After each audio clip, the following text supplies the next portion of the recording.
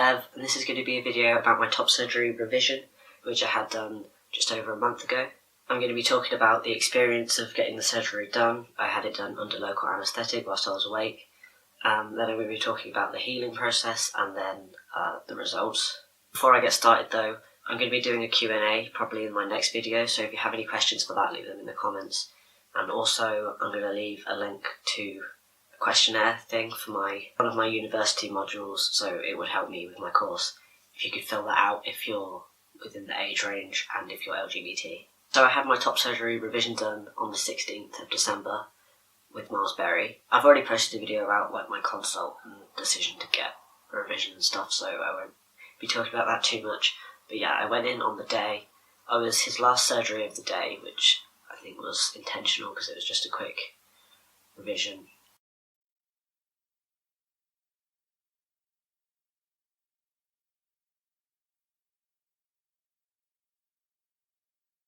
So yeah, I went in on the day. I went with my parents into the reception waiting area, and then when I got called in, I just went by myself down into theatre.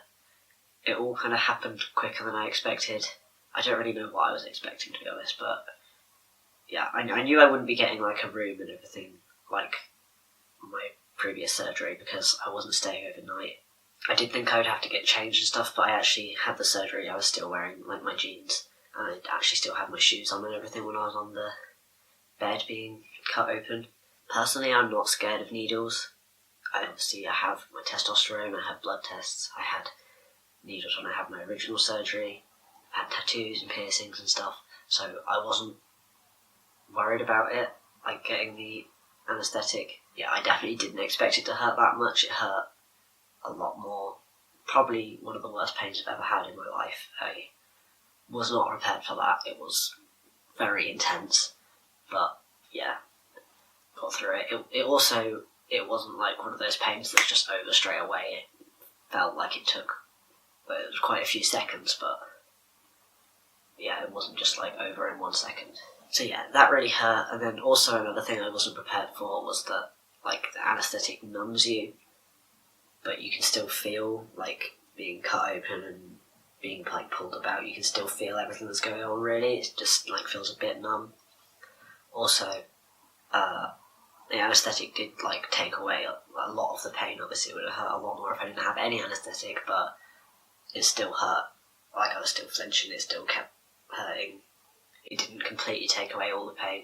I mean, I obviously could have just done more research and would have known that, but yeah, I thought that the anaesthetic just made you feel absolutely nothing, which definitely wasn't the case. I could feel everything that was going on and also some of the pain, which made it a lot more of a difficult experience than I thought it was going to be. This surgery was obviously way harder than my original top surgery, because with the original top surgery you just go to sleep and then wake up.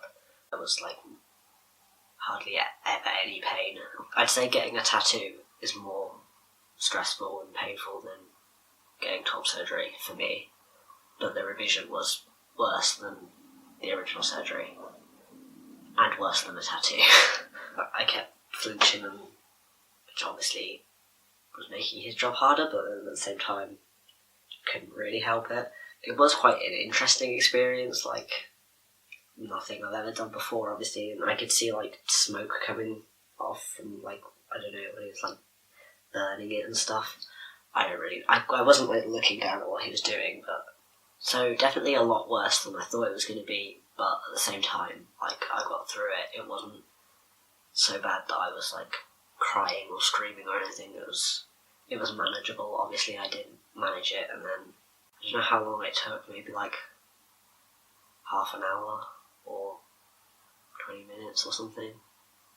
Also, I forgot to mention, the first injection anaesthetic was the one that really, really hurt, but because I kept feeling it and being in pain, flinching and stuff, he kept injecting me over and over again throughout the whole surgery. He kept just having to inject to try and numb it, which wasn't really working. And the pain of the injection, after the first one it was never that bad, but the pain of the injection was just as bad as when he was doing it without injecting me, so yeah, I don't know. But yeah, right up until like a minute before the end, he was still injecting me again to try and numb it. And then when he was like stitching me up, I could like feel all that, and that also hurt and felt very weird. I think if I knew it was going to hurt that much and be that like horrific, probably wouldn't have had it done. I probably would have just accepted what it was like, because it's a fairly minor like thing that was being just like made to look a little bit better on one side. But yeah, I was really curious about what having surgery whilst awake would be like, so at least now I know. After I was done, I sort of sat up, I put my post-op binder, the same one I had before, back on. I kind of stayed in the room for a little bit because they said I might feel a bit faint, and I did feel a bit faint at first. Then after a while I went back up into the waiting room and my parents went to get the car. At that point I still, like, it sometimes felt kind of faint, especially like when I got up, I had some water and stuff. I didn't actually pass out, so I wasn't given any pain meds this time. But when I did go home, like that day and the next day, the pain was definitely worse than when I had my original top surgery. But it was just like to the point where I had a couple of paracetamol and it was alright. It was nothing that intense, like very manageable. I spent the most of the next day in bed, but then after that I just started getting back to normal, trying to take it easy and not use my arm on this side too much. I have a video about me taking the dressings off, like pulling it off my chest hair, which hurt a lot, was very difficult. That was probably like also one of the hardest parts of my transition physically, because I just couldn't rip it off, and yeah, I have chest hair now, so I mean I have less chest hair now than I did a month ago, but yeah, and then I just had to keep putting tape back on it for 3 weeks, I think. Yeah, and I was meant to wear my binder for 3 weeks, but I didn't. I tried to. I wore it most of the time for the first week, and then gradually wore it less and less until like at the 3 week mark I wasn't wearing it at all. Yeah, that's just to keep swelling down. Swelling hasn't been that bad really. Also, when I was being cut open and having surgery, Final Countdown was playing because they had music on, and that just made the whole experience even more intense, very ominous. All the staff, including Rosberry, they were all like friendly and talking to me throughout it, and yeah, I wouldn't fault them for anything they did. Yeah, like, it was fine. I mean, it was horrific, but it was fine. I wouldn't recommend it unless you're like very brave, or like you really, really want a revision really bad and you're willing to go through all that. I don't think I would have bothered if I knew it would be like that. Because it was a very intense experience, I was just so like sweaty, and I could feel like the sweat rolling down me, and I was like laying on my back looking up. I wasn't really looking. I probably could have looked down and see, but I was obviously trying to keep my upper body very still. But yeah, I could feel like the sweat running down me, and I was like, is that blood? Is that blood running down me? Obviously I couldn't see, but when I sat up at the end, I was like, no, I'm pretty sure that was sweat. I don't think I've ever sweated that much in my life. But yeah, recovery was pretty smooth. Like with my first surgery, it was harder to like not just move around as normal, because after a few days you just feel like fine back to normal. Ripping the tape off became the main issue, like the first time. At least it was only on one side though, and not having nipple grafts to worry about this time made it a lot easier. I will show you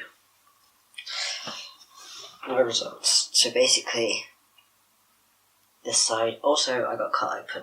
I thought it'd be more like that much, but it was like that much, which is about double of what I thought it was going to be. I don't know why I thought that.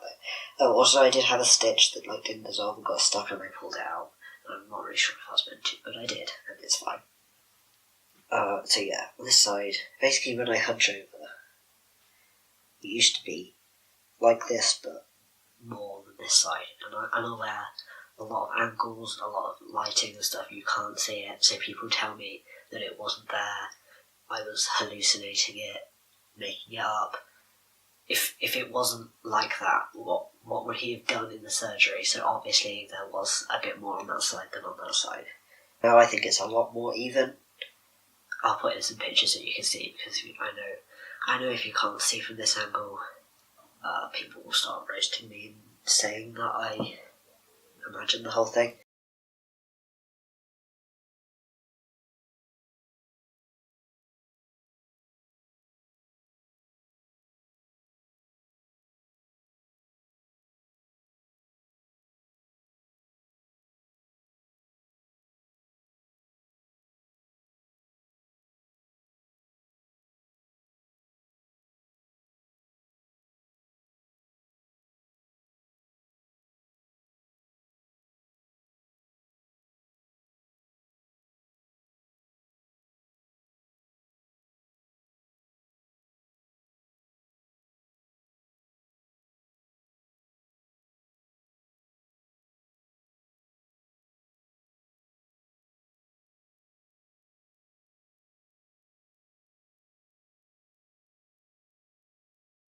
Okay, so I'm like a month and a quarter post-op, something like that.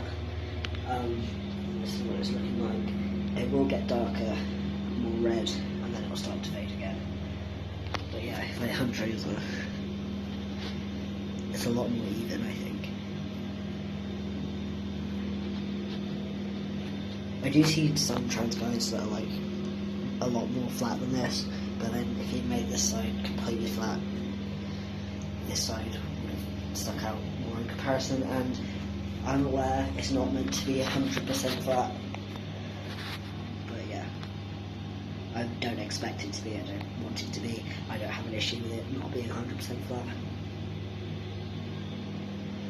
That's just when I'm hunching over, it doesn't always look like that.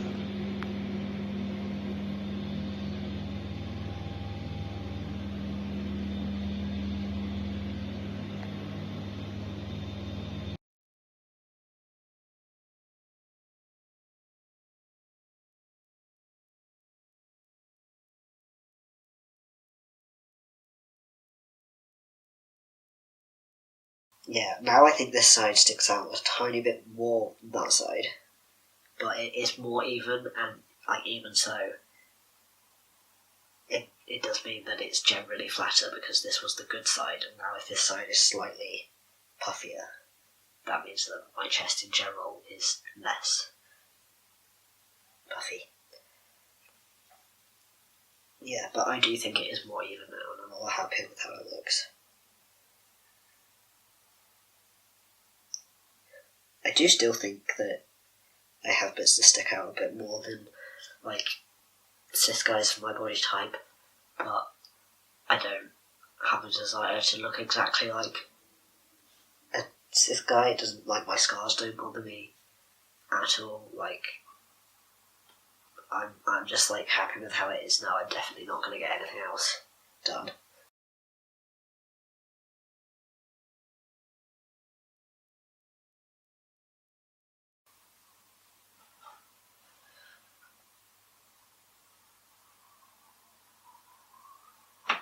I mean, even if I came out and I still had the exact same problem, I wouldn't go through another surgery. I'd just leave it because, like I said, it was more intense than I thought it was going to be, and, like, I don't really care that much about what my chest looks like at this point. I'm happy with it. It's flattish, so yeah, that's what I can think of to say right now about it. I'll obviously put some pictures and videos in to show you maybe of like the healing process if I took any, and then like before and afters, whatever. Yeah, leave me some comments for a Q&A. You can ask whatever, or you can inbox me on Instagram. It doesn't have to be about my top surgery, just about anything. Answer my questionnaire in the description if it is still there when you're watching this, and if you are within the age range, and if you're LGBT. Yep, that's about it. Nipples.